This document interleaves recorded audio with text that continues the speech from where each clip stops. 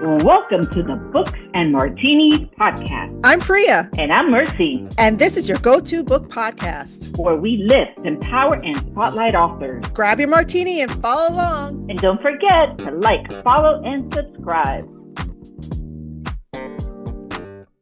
Hey, book lovers. This episode of Books and Martinis is brought to you by our wonderful sponsors. Blue Box Media, you dream it, we produce it. And Travel with Samantha Cividanes, specializing in luxury cruises. Ooh. Their support keeps the stories, authors, and conversations flowing. Don't forget to visit them and support the brands that support this podcast. Now the martinis are poured, let's get into the episode. What's up, everyone? Welcome to our podcast. I'm Priya. And I'm Mercy. Welcome, everybody, and a very special welcome and cheers to our special guest today, which is April Adams. April, cheers to you. Cheers to you, welcome. April. Welcome. Thank you for Thank coming you along. so much for having me. Mm-hmm. Your martini looks delicious. I know. Delicious. I'm so jelly. Yeah, it looks amazing. Your background is gorgeous. I love Thank that you. cellar. Oh my gosh. Yes. I already have plans for tonight. Yeah. Tell us about April, Priya. Everybody on the screen and in your ears is April Adams. She is a self-published author, a native of San Diego, and graduate of UC Santa Barbara. She brings a rare authenticity to her writing as a former U.S. Army paratrooper. What, April? Paratrooper? With her military background shaping the tactical realism, leadership dynamics, and strategic depth found throughout the worlds she creates. And we absolutely saw it in Drawing the Dragon. So welcome, April, to the Books and Martinis podcast. Thank you. Welcome, Thank you April. so much for having me. Absolutely, absolutely. And thank you for being here. Thank you for sharing your book with us and with the world and your story. Tell us, who is April? I think she summed it up pretty well. Native of San Diego, went to school in Santa Barbara. I majored in English, and everybody assumes, I don't know for what reason, are you going to be a teacher? It's like, no, but also, what else are you going to be? And I always knew I wanted to be a writer, but I know I didn't have a lot of writing experience, much less life experience. So I joined the Army. I got great experience there, great stories, built a wonderful vocabulary, mostly short words. And from there, met my husband. I probably would have stayed in the Army a lot longer, but met my husband and wanted to have a family. Still wanted to be a writer, but I'm sure everybody knows who has kids or even pets that your time is just consumed. So Absolutely. It became to a point where my kids were old enough that I could spend one night a week just writing, just getting away from everybody and just writing. So it started just a one night a week thing. And it took me about 2 years to finish my first book. I was just going to ask you, what was the timeline? Yeah. Okay. So it took you 2 years, you said? 2 years to finish Dragon. And Okay. this was after already dabbling. I was trying to write some fantasy, wasn't having a lot of success, was reading a lot of science fiction, and read one book where I was like, I could write something better. I could than do this. better. I could do better. This was really, I wish I had my $8 back kind of thing. Oh, Oh, no. Yeah, one of those. But back then, I never had a do not finish. It's like I finished everything I picked up. you were committed. I love that. Yes, I was very committed. These, I'm a little bit more picky with my time, and I will put something down if I'm in 200 pages and it's a 600-page book. And it's like, no, it's not going anywhere. Mhm. Yeah. We hear you. We hear you on that. We've been there. Can we back up a little bit and talk about the paratrooper stuff? Because I feel like we need to unpack that a little bit. How did you get into that? And how many women were paratroopers at the time? Because I know your book is very empowering as well. So, well, it just happened so that the job that I chose when I joined the Army, I had to be airborne because my unit was tied to an infantry unit. And the ratio of men to women in those companies was 300 to about 20. And wow. I think only 3 of the women graduated. So it's not an easy course going through Army Airborne School.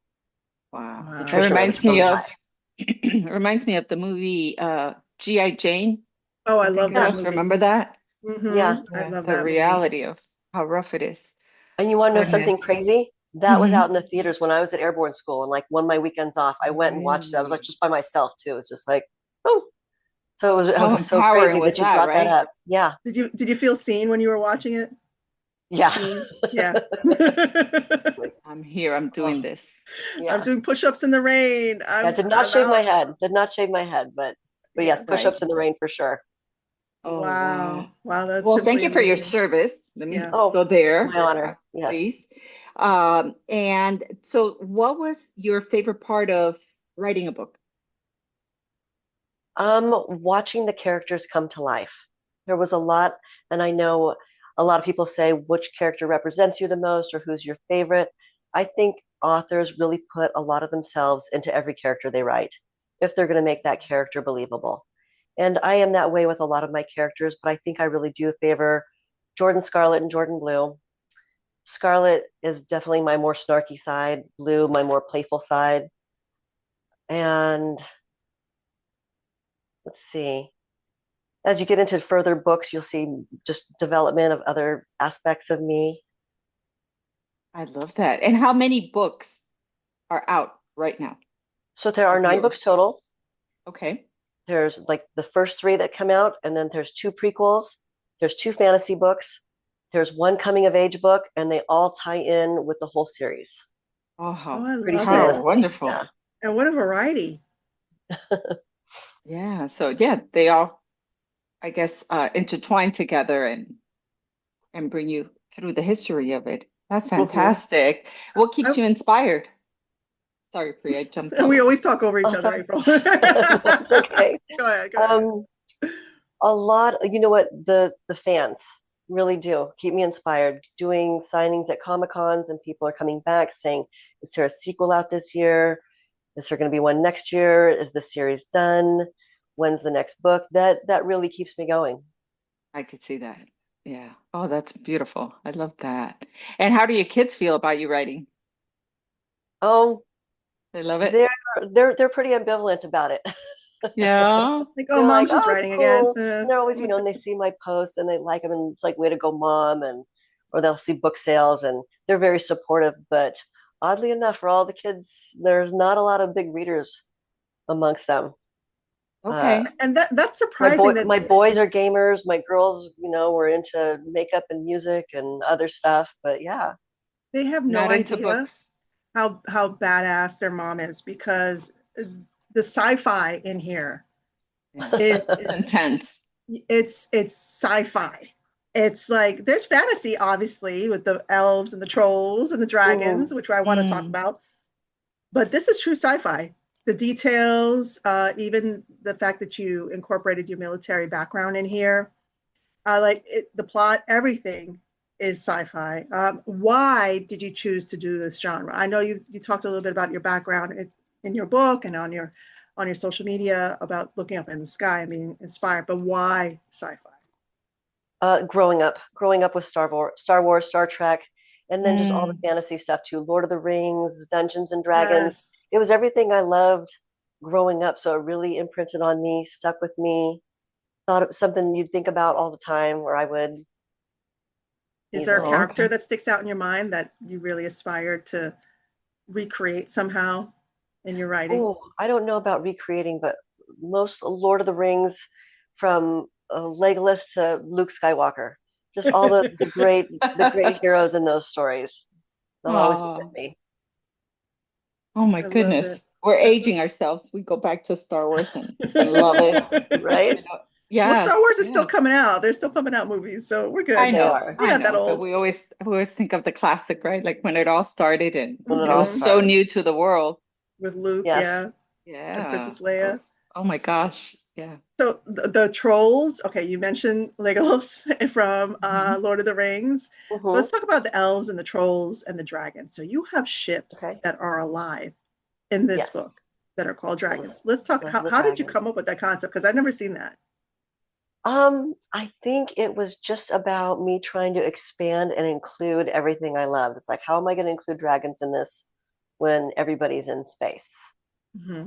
And the fact that they could have been live dragons at one point, and then now they're living on through machinery, which is what a lot of humans are already doing at this point. Didn't seem so far fetched to me. Right. Let's talk about the Jordans. Okay. So Blue and Scarlet, you mentioned them before and how, you know, a little bit about what inspired you to create them. Let's talk about their background. Can you tell us more about the characters and how they live on in the other books after drawing the dragon? Oh, I don't want to spoil Without any anything. spoilers. Without Without any any Oh spoilers. no, spoilers. Yeah. without Yeah. spoilers. So they definitely came around from my military background. I brush on their training in the first book, and they do go on in the next three books or the next two books. They're in there for the whole trilogy. You get more background on them as you learn what's going on with them, as they're both kind of trying to just mentally rehab their lives after drawing the dragon. And then you get a little break from them for a while, and then they all come back together. So it's just a matter of bringing everybody full circle. Do you have a group of favorite books? We know about the movies that inspired you, but were there books that you were loving growing up that inspired you to be an author? Uh, yes, although it's going to sound odd, as Stephen King. I read almost everything he wrote since I turned 13. Really? Yes, the first book I read was Christine and loved everything he put out. And I Wow. feel like, and he even has really great sci-fi stuff. I don't know if people know that. He's got some of his books Yes. are really good, not just horror or slasher kind of stuff, but his Right. just writing style. His writing is just amazing. I always wanted to emulate that as much as I could. Mostly just the way to develop a character, bring people into a story, get them involved. Mm. Even at the end of a really long book, you don't want it to end. Hmm. Oh, I Very felt that. very inspirational for me. Ah. And what would you say was the most rewarding part of completing the first book you wrote? Or any book for any given matter? Like, what's the most rewarding part of finishing a book for you? Oh, is getting to that last page and then writing the author's note, which I do immediately. I always add an Mm. author's note to tell people kind of where I was when the story started, where I was when it ended, what transpired, or kind of a little inspiration there in between. I mean, it's almost like having a child. It's like, oh gosh, 9 months and now I'm Yes, done. it happened. It's But you're done. not done. You're not done. You're No, never you're done. never done. You're Yeah. never done. That we And know. We're all moms. in your author's note too, you ask a lot of questions. So there's all that reality bending that you did in your book. Hmm. So you're sort of like bouncing back those questions to the reader. You know, Yes. I'm sure you were reflecting on them yourselves, but why do that versus just not like a normal author's note? Because I think it's important for people to keep thinking, uh, keep questioning themselves and their path while still believing in themselves. Does that make Mm. Hmm. sense? Yes. Mm-hmm. Yes. And as an author, when you hit a wall, some call it writer's block, Hmm. when you stop writing for a moment, have you faced that? And if you did, how did you get out of that? I stop whatever I'm trying to work on and try and pick up a different chapter. And Okay. it's really better for me, or I'm more productive when I work that way anyway. I usually have a good outline, but I don't just start at the beginning and work all the way through. I pick chapters that I'm really invested in, that I already have a really good idea of how it's going to go, the dialogue, the action, and I get those written. And if I get stuck, I'll move on to another one. And then I go back and start weaving them together or like knitting And them together like a quilt. are you structured in how you write? As an author, how does your day look? Do you write every single day at 6 a.m. for an hour, or do you just write whenever you have time? Or how, I know you're very structured from your background. It changes from book to book. Okay. So drawing the dragon, it was one night a week for 2 years. For Moons of Jupiter 1 and 2, it was about 3 afternoons. I'd finish my regular work, and once the kids were home from school, I'd go to happy hour and get a glass of wine and work for 2 hours. And I finished the first one in less than a year, and the second one in probably about 6 months. So I was really on a roll then. And then Okay. the next one, and if you read the author's notes in that, it's much shorter and it's a little bit stuttered, and it came out in two parts because not just writer's block, I just didn't have the mental bandwidth to finish it then. Okay, Mm. So I right. just kind of left it where it was, and I felt it was okay to do that. Absolutely. It's your art created. You do what you think. Are you a So, plotter? Oh, go ahead. no, no, that's okay. Are you a plotter or a pantser? You're gonna have to tell me what the difference in those are. Okay, so a plotter She's is a being pantser. organized, Uh-huh. and having notes, and maybe having a storyboard on your wall, mapping out the scenes, the characters, the world building, Hmm. all that stuff. Or a pantser where you just sit down. I'm very much a pantser. I just sit down and type whatever's in my mind. I dump it all out, and then maybe later on I organize it. But And what does yeah, that so come those from? The seat of your pants? Is Hmm. that basically. where does the pants? You're just going by the Yeah. seat of your pants. Okay, you know what? I'm a little bit of both because I do have a lot of notes, but I'm very meticulous in not keeping them organized. I'll have three different notebooks, and it's like, where's that one notebook with the timeline, and where do I have those sticky notes with the ideas I had? So I am good about taking notes, but I'm not meticulous enough with keeping them organized. Okay. Oh, I hear okay. you. Does that make sense? Yes, yeah, Absolutely. Like absolutely. I'm really Absolutely. good about writing stuff down because I know I'll forget, but then I can't remember. I forget where I Where I put put them. That it. sounds very familiar. I took notes on that. Now, where are the notes? Exactly. So, aside from running to the closest bookstore and buying your amazing book, is there anything you would like to tell our listeners that they should know about you or your About books? me, I think that you can jump in and read any book at any time. I wrote them that way, but I feel like it's more rewarding if you start with the beginning because that Okay. way, when secrets are revealed, it has more of an impact. Mm. Okay. No, But that they're would make sense. definitely meant to be enjoyed. They're meant to make you think about your own life, Okay. let you be surprised a little. So while Yeah. they're standalone, they're in chronological order. So Hmm. if you loved number three because it's what you happened to pick up, you could go back and Yes, start you from the can read two beginning. and then one. Mhm. Yes. Okay. I love that. And where's the best place to find your books?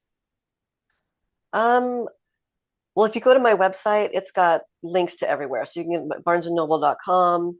Some of the Barnes and Noble carry hard copies, Ingram Sparks, Amazon. Yeah, but my website will give you a link to all of those. So it's a good launching pad for wherever you want to shop. Okay. And Love it. what last question. On social media, what's your favorite platform that our listeners can follow you to see what you're up to? Author April Adams. Okay. On It's which platform? Are you um usually on Facebook or Instagram or what's your both, but favorite? Instagram. I would Instagram? definitely Okay. recommend Instagram. Okay, beautiful. So that's for our listeners so that they can follow you, learn more about you, and see Mhm. what projects you're working on for the future. Hmm. If they haven't picked up your book, we're going to put all the information on our comments below so they can go and start from the beginning That one too. and learn, yes, and learn all Oh, I about don't it. have it. So I know it's beautiful. It's It is beautiful. beautiful. All right. Well, we're going to conclude our meeting with that. They can learn a lot more about you, April, once they start following you on Instagram. Again, we'll be sharing all your information. And if they're listening and they cannot see us because they're listening to the podcast, the book that we're talking about, Drawing the Dragon, is absolutely gorgeous. It looks like it's a dark night and there's just this like It's a nebula. beautiful. It's actually a picture of the California Nebula, is what that is, Yep. Hmm. Of course, because of I the knew shape of that. it. Mercy. I'm looking at the scarlet red and the beautiful stars. Yeah. Okay, After never mind. Scarlet in the book. I love it. Yes, All right. yes. Well, April, thank you so much for being our guest today and talking about your book, Drawing the Dragon, and the My whole pleasure. series. The whole series, guys. Make sure you like, share, follow, and purchase April's books. Absolutely. Get the whole series, guys. Let's do one last cheers. One last cheers. Yes. Well, Cheers to you oh, and to that and your martini. success. My goodness, I want that martini. Yes. Thank you guys so much for having me. I really appreciate you. It was our pleasure. Thanks, April. Like, share, Cheers. follow. Thank you. Yes. Bye, guys.